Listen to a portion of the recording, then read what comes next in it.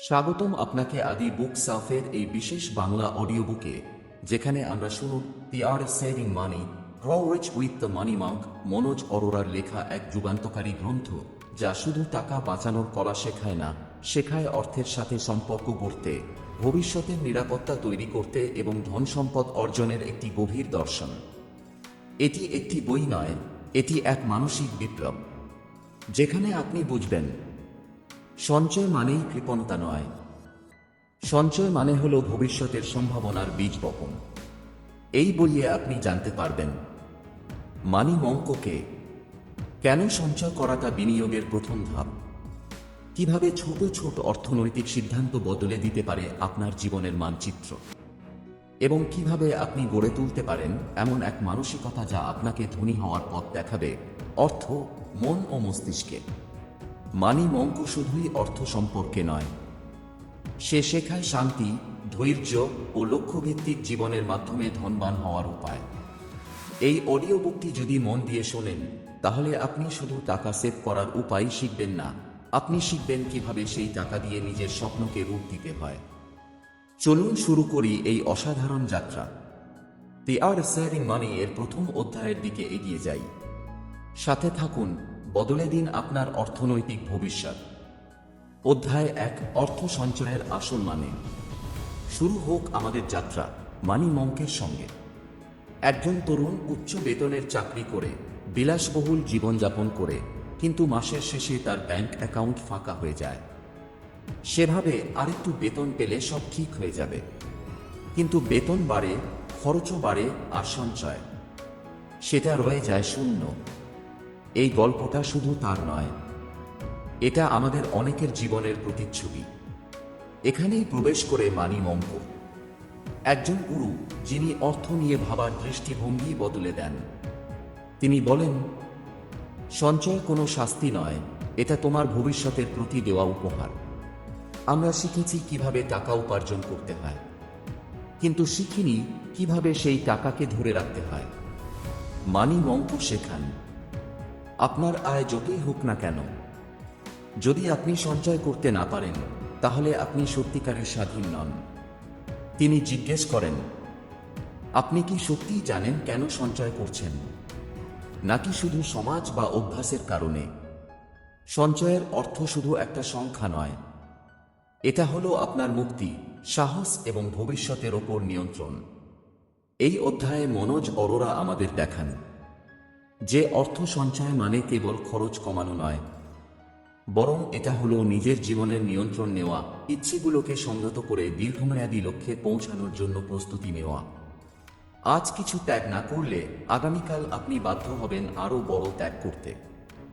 অধ্যায় 1 আমাদের জাগিয়ে তোলে, যেখানে বুঝতে পারি টাকা ধরে রাখা মানে নিজেকে সময় দেওয়া, নিজেকে ভবিষ্যতের জন্য প্রস্তুত করা। তাই আজ থেকে একটি প্রশ্ন নিজেকে করুন, আমি কি শুধুই উপার্জন করছি, নাকি আমি নিজের ভবিষ্যৎ গড়ে তুলছি? সঞ্চয় হচ্ছে প্রথম ধাপ, আর এই পথেই আমাদের মানি মঙ্ক আমাদের নিয়ে যাবেন এক সমৃদ্ধ জীবনের দিকে। পরবর্তী অধ্যায়ে আমরা জানব কিভাবে সঞ্চয়কে পরিণত করা যায় একটি জীবন দর্শনে। সাথে থাকুন। অধ্যায় 2, তুমি কাকে অনুসরণ করছো? একটা ছেলেকে ভাবুন, সে দেখে তার বন্ধুরা দামি মোবাইল কিনছে, গাড়ি বদলাচ্ছে, বিদেশ ঘুরতে যাচ্ছে। সেভাবে আমিও কেন পিছিয়ে থাকব? তাই সে নিজের সামর্থ্যের বাইরে গিয়েও খরচ করতে থাকে। এটা কি আমাদের অনেকের গল্প নয়? এই অধ্যায়ে মানি মঙ্ক প্রশ্ন করেন, তুমি কি নিজের জীবনের অর্থনৈতিক দিকটা নিজে চালাচ্ছ, নাকি সমাজ, বন্ধুবান্ধব আর ট্রেন্ড তোমার জন্য সিদ্ধান্ত নিচ্ছে? এই সমাজ আমাদের শেখায় ধনী হওয়া মানে হলো দেখাতে হবে বড় বাড়ি, দামি গাড়ি, দামি জামা। কিন্তু এই চকচকে জীবনযাপন আমাদের সত্যিকারের ধন সম্পদ থেকে সরিয়ে নিয়ে যায়। মানি মঙ্ক শেখান, যে ব্যক্তি নিজের প্রয়োজন বুঝে খরচ করে, সেই আসল ধনী। এই অধ্যায়ে মনোজ অরোরা বুঝিয়ে দেন যে অর্থ সঞ্চয় শুরু হয় মন থেকে, চোখ দিয়ে নয়। তুমি যদি শুধু বাইরের দুনিয়ার কথায় চলো, তাহলে তুমি নিজের লক্ষ্য হারিয়ে ফেলবে। মানি মঙ্ক বলেন, যদি তুমি অন্ধের মতো অন্যের পথ অনুসরণ করো, তবে তুমি হয়তো কখনো পৌঁছাবে না নিজের গন্তব্যে। তাই এই অধ্যায়ের সবচেয়ে বড় শিক্ষা হল নিজের আর্থিক পথ নিজে বেছে নাও। আপনার জীবন, আপনার স্বপ্ন, আপনার হিসাব। তাহলে আপনার অর্থনৈতিক পরিকল্পনাও অন্যের মতো কেন হবে? আপনি কাকে অনুসরণ করছেন? একজন বিজ্ঞ মানুষকে, নাকি অস্থায়ী বিলাসের পিছনে ছুটছেন? সঞ্চয়ের আরেকটি দারুণ সত্য এই অধ্যায়ে উঠে আসে। সঞ্চয় মানে ভবিষ্যতের জন্য প্রস্তুতি, আর অন্ধ অনুকরণ মানে নিজের ভবিষ্যতের দায়িত্ব অন্যের হাতে তুলে দেওয়া। তাই আজ থেকেই নিজের ভিতরে একটি প্রশ্ন গেঁথে নিন, এই সিদ্ধান্তটা আমি নিচ্ছি, নাকি অন্য কারো ইচ্ছা আমার উপর কাজ করছে? মানি মঙ্ক আমাদের শেখান, সত্যিকারের ধন হল স্বাধীনতা, নিজের মতো করে চিন্তা করার, বাঁচার এবং সিদ্ধান্ত নেওয়ার স্বাধীনতা। চলুন পরবর্তী অধ্যায়ে আমরা খুঁজে বের করি কিভাবে সামান্য পরিবর্তন বিশাল অর্থনৈতিক লাভের দিকে আমাদের নিয়ে যেতে পারে। সাথে থাকুন। অধ্যায় ৩, ছোট পরিবর্তন, বড় ফলাফল। একজন মানুষ প্রতিদিন সকালে উঠে দাঁত ব্রাশ করে। সে জানেও না সে এক অভ্যাস তৈরি করেছে, যেটা না করলেই তার অস্বস্তি লাগে।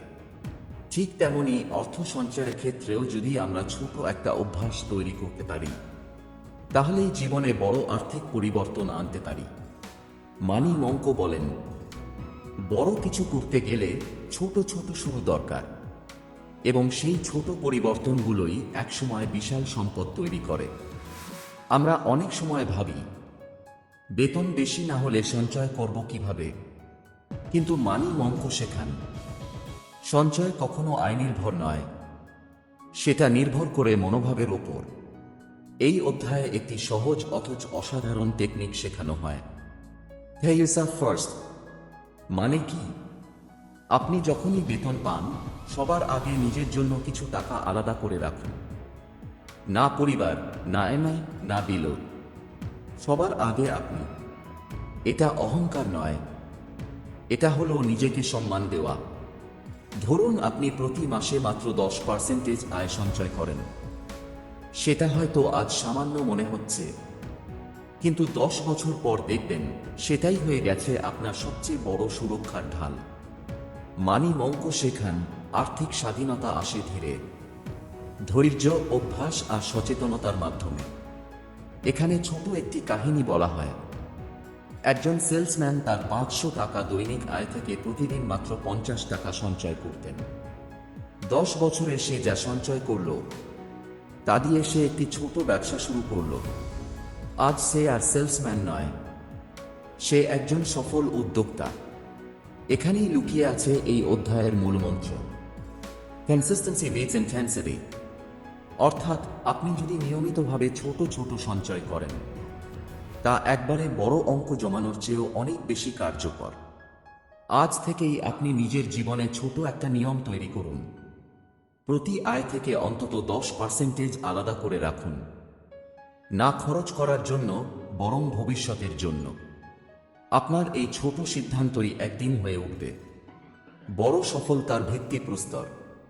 পরবর্তী অধ্যায়ে আমরা জানব কিভাবে আপনার চিন্তার ধরন বদলালে বদলে যাবে আপনার পুরো আর্থিক ভবিষ্যৎ। সাথে থাকুন। অধ্যায় 4, চিন্তা বদলাও, অর্থের গতি বদলে যাবে। একসময় ছিল যখন মানুষ ভাবত টাকা শুধু কঠোর পরিশ্রমেই আসে, যত বেশি কাজ তত বেশি আয়। কিন্তু মানি মঙ্ক বলেন, টাকা আসার পেছনে শুধু ঘাম না, চাই চিন্তার পরিবর্তন। আমরা অনেকেই ভাবি, আমি তো গরিব ঘরের ছেলে, আমার দ্বারা কিছু হবে না, আমার আয় কম, আমি সঞ্চয় করতে পারবো না, আমার জন্য বিনিয়োগ মানে ঝুঁকি। এইসব ধারণা এক একটা মানসিক বাধা, যা আমাদের অর্থনৈতিক সফলতার পথ আটকে রাখে। এই অধ্যায়ে মানি মঙ্ক আমাদের মুক্তি দেন এই ভয়ভীতির শেকল থেকে। তিনি বলেন, তুমি যেমন ভাবো, অর্থ তেমনভাবেই তোমার কাছে আসে।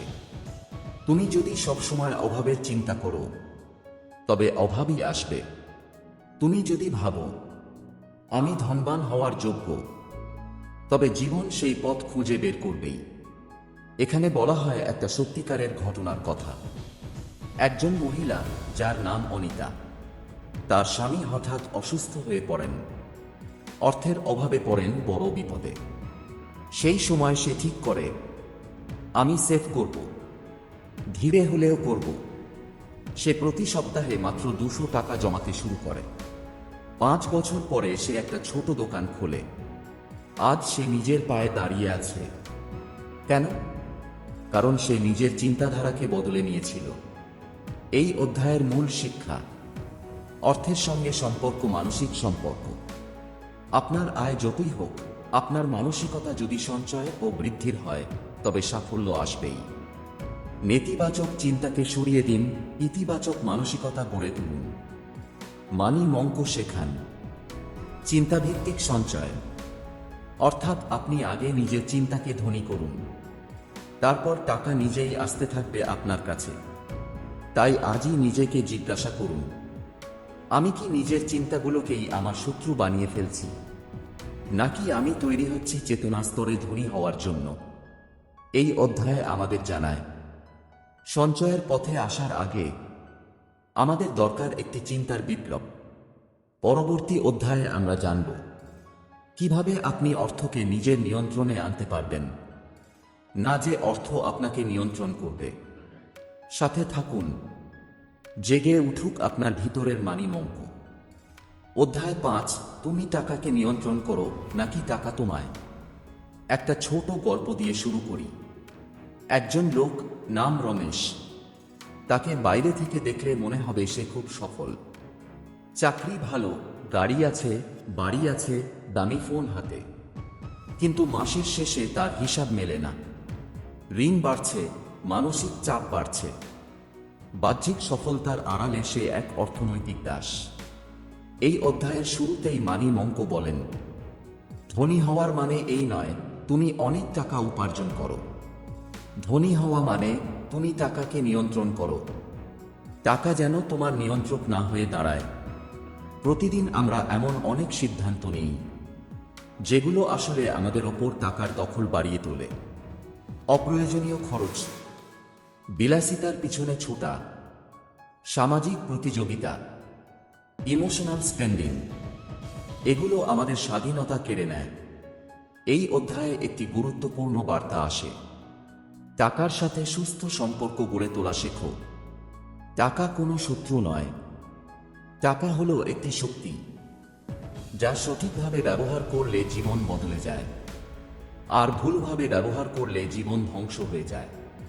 তুমি কি এমন সিদ্ধান্ত নিচ্ছ যা তুমি নিজে চাও, নাকি তুমি টাকা, ব্র্যান্ড বা বাইরের চাপে পড়ে নিজের জীবনের স্টিয়ারিং ছেড়ে দিচ্ছ?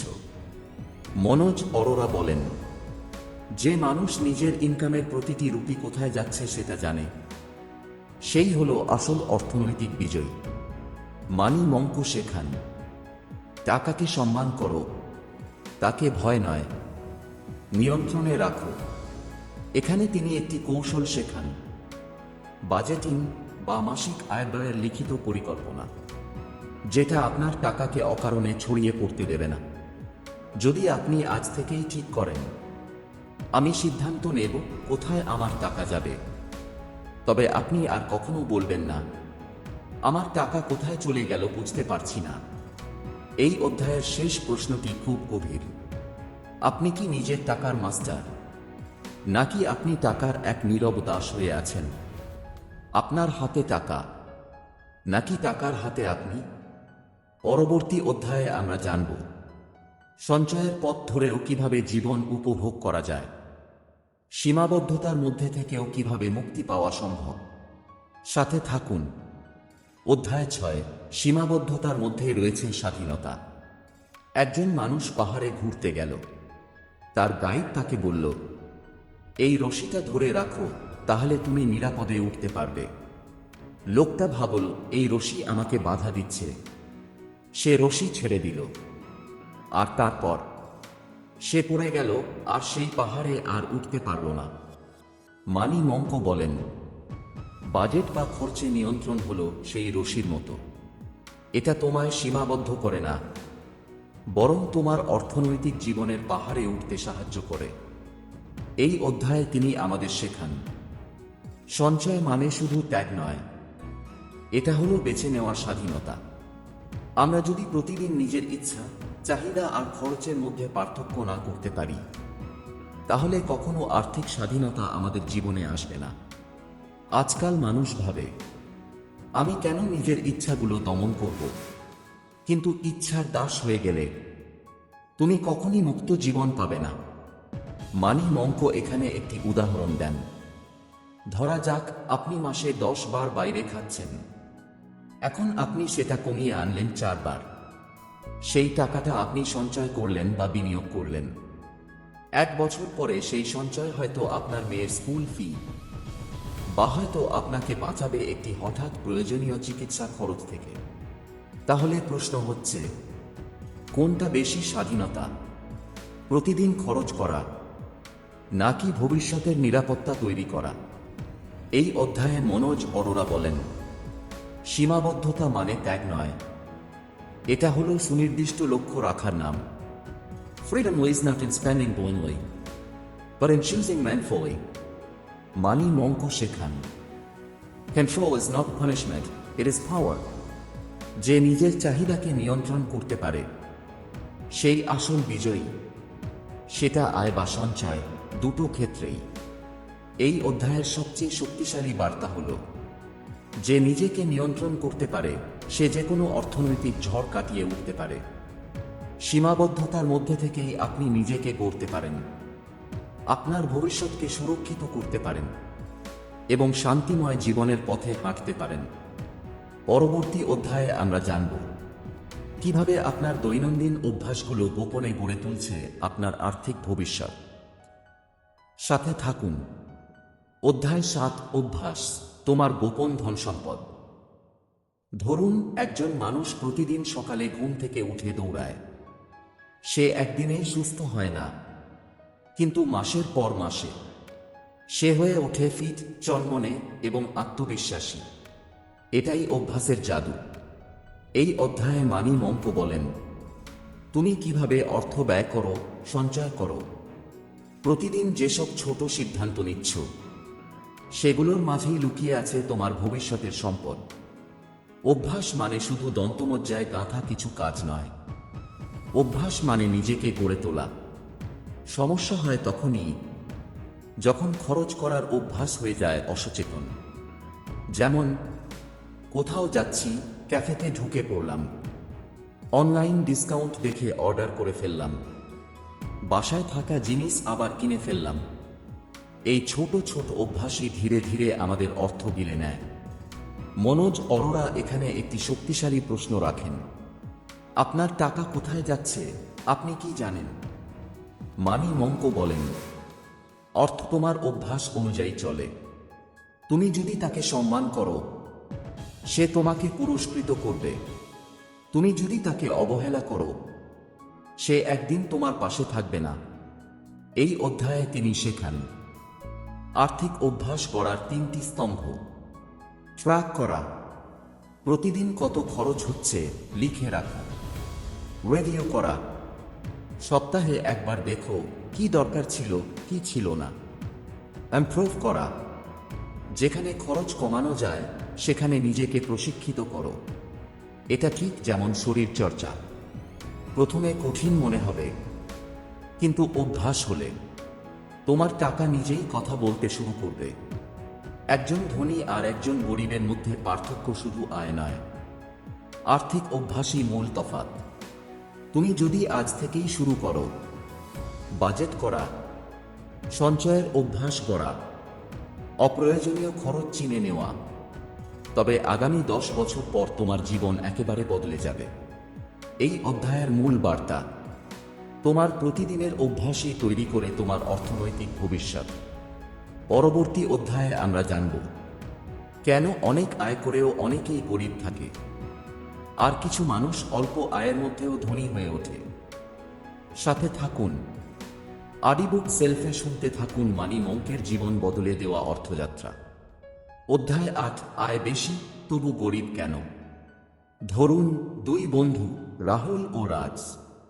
দুজনেই ভালো কোম্পানিতে চাকরি করে, দুজনেরই মাসে লাখ টাকার ওপরে আয়।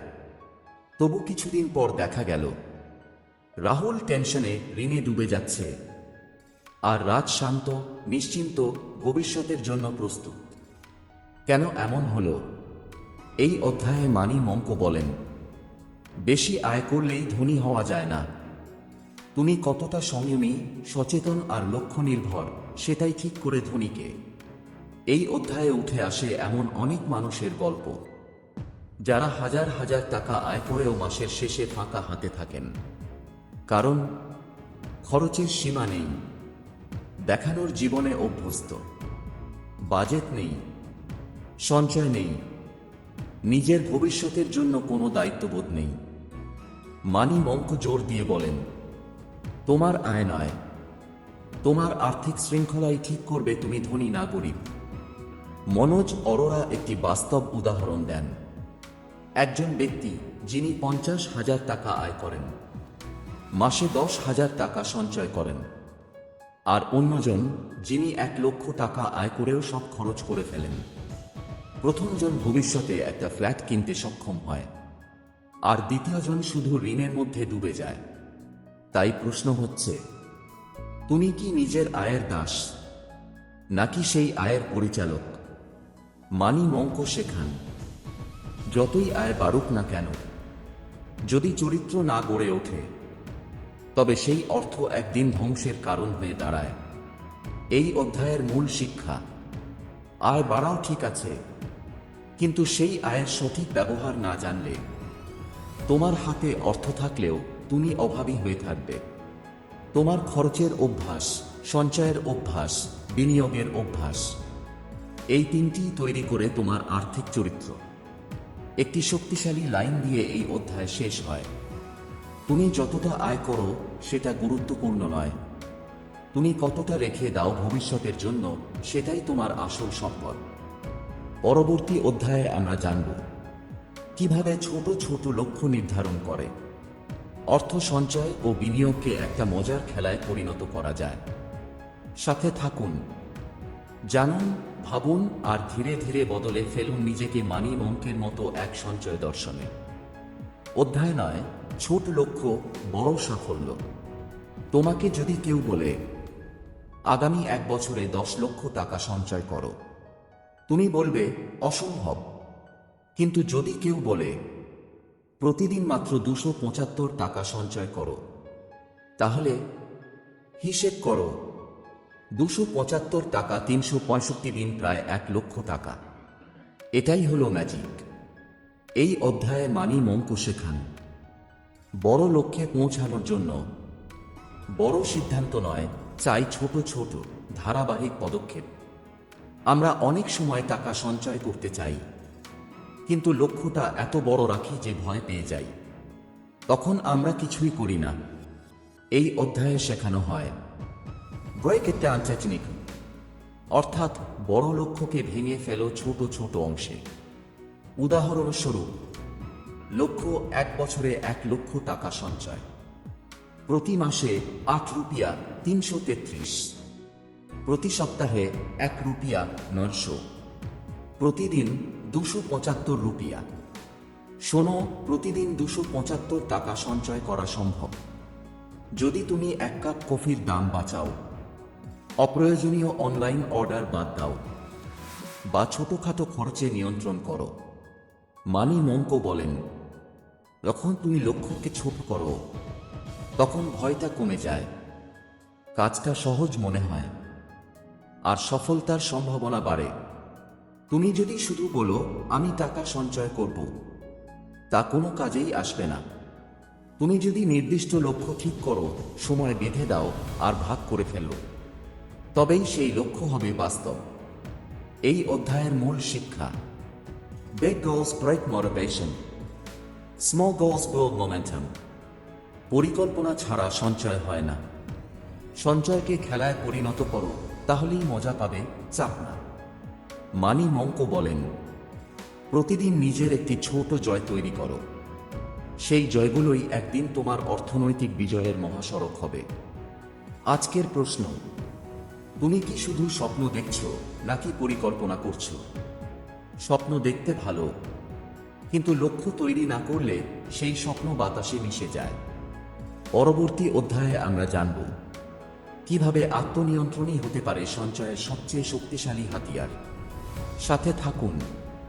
প্রতিটি অধ্যায়ে আরও কাছাকাছি আসুন অর্থনৈতিক স্বাধীনতার দিকে। অধ্যায় 10, আত্মনিয়ন্ত্রণ, সঞ্চয়ের অদৃশ্য শক্তি। ধরুন আপনার সামনে রাখা আছে দুটি জিনিস, একটা চকোলেট যেটা আপনি এখনই খেতে পারেন, আর একটা চেক যেটা আপনি 1 বছর পর পাবেন 50,000 টাকার। কোনটা বেছে নেবেন? এই প্রশ্নের মধ্যেই লুকিয়ে আছে আপনার ভবিষ্যতের আর্থিক রূপরেখা। এই অধ্যায়ে মানি মঙ্ক বলেন, সঞ্চয়ের যাত্রা শুরু হয় স্বনিয়ন্ত্রণ দিয়ে, আর শেষ হয় আর্থিক স্বাধীনতা দিয়ে। আমরা প্রায়শই নিজেদের বলি, আজ একটু খরচ করে ফেলি, কাল থেকে সেভ করব। কিন্তু সেই কাল আর কখনো আসে না। এই অধ্যায়ে বলা হয়, যদি আপনি আপনার চাই এখনই মনোভাবটাকে না বদলান, তবে আপনি কখনোই ভবিষ্যতের জন্য সঞ্চয় করতে পারবেন না। সঞ্চয়ের আসল প্রতিপক্ষ কি আপনার আয়? না, আপনার অস্থিরতা, আপনার চটজলদি আনন্দের পিপাসা, আপনার অস্থায়ী খুশির লোভ। এই জিনিসগুলোই আপনাকে পিছিয়ে রাখে। এই অধ্যায়ে মানি মঙ্ক শেখান ডিলেড গ্র্যাটিফিকেশন, অর্থাৎ তাৎক্ষণিক আনন্দ না খুঁজে দীর্ঘমেয়াদী সন্তুষ্টির দিকে তাকাতে শেখো। এখানে একটি অসাধারণ গবেষণার কথা বলা হয়, স্ট্যানফোর্ড মার্শম্যালো, যেখানে ছোট বাচ্চাদের সামনে একটি মার্শম্যালো রাখা হয়। তাদের বলা হয়, তুমি যদি 15 মিনিট না খাও তাহলে তুমি আরও একটা পাবে। যারা অপেক্ষা করতে পারল, পরবর্তীতে তাদের জীবনের অনেক ক্ষেত্রেই সফলতা বেশি ছিল। এটা শুধু একটা মিষ্টির পরীক্ষা ছিল না, এটা ছিল আত্মনিয়ন্ত্রণের প্রতিফলন। মানি মঙ্ক বলেন, যে নিজেকে থামাতে জানে সেই মানুষই আগামী দিনে নিজের ভবিষ্যৎকে তৈরি করতে পারে। আজ আপনি যদি নিজেকে বলতেই পারেন, না, এটা এখন দরকার নেই, আমি ভবিষ্যতের জন্য অপেক্ষা করব, তাহলেই আপনি আর 10 জন থেকে আলাদা হয়ে গেলেন। এই অধ্যায়ের মূল বার্তা, আত্মনিয়ন্ত্রণ আর্থিক শক্তি। তাৎক্ষণিক খুশির মোহ কাটিয়ে উঠতে পারলেই শুরু হবে সঞ্চয়ের আসল যাত্রা। আপনি যদি নিজের ওপর নিয়ন্ত্রণ আনতে পারেন, তবে আপনি টাকাকেও নিয়ন্ত্রণে আনতে পারবেন। এভাবেই আমরা শেষ করলাম প্রথম 10টি অধ্যায়। আর এখন সময় এসেছে একবার থেমে ফিরে তাকানোর। এই 10টি অধ্যায়ে আপনি কি শিখলেন, কি বদলেছে, আর সামনে কি অপেক্ষা করছে? এই ছিল আজকের অধ্যায়ের গল্প। আপনি যদি মনে করেন এই কথাগুলো আপনাকে কিছুটা হলেও বদলাতে সাহায্য করেছে, তাহলে চ্যানেলটি সাবস্ক্রাইব করুন, ভিডিওতে লাইক দিন, আর শেয়ার করুন আপনার প্রিয়জনদের সঙ্গে, যারা অর্থ, সঞ্চয় আর জীবনের নিয়ন্ত্রণ ফিরে পেতে চান। আপনার একটা লাইক, একটা কমেন্ট আমাদের আগামী অধ্যায়ের অনুপ্রেরণা হয়ে উঠতে পারে। আগামী পর্বে দেখা হবে মানি মঙ্কের আরও এক দারুণ পাঠ নিয়ে। ততক্ষণ পর্যন্ত ভালো থাকুন, সচেতন থাকুন, আর নিজেকে ধীরে ধীরে গড়ে তুলুন একজন প্রকৃত ধনী মানুষ হিসেবে। আপনি শুনছেন আদি বুক সাফ, বাংলায় সম্পূর্ণ অডিও বুক, আপনার উন্নত জীবনের সাথী।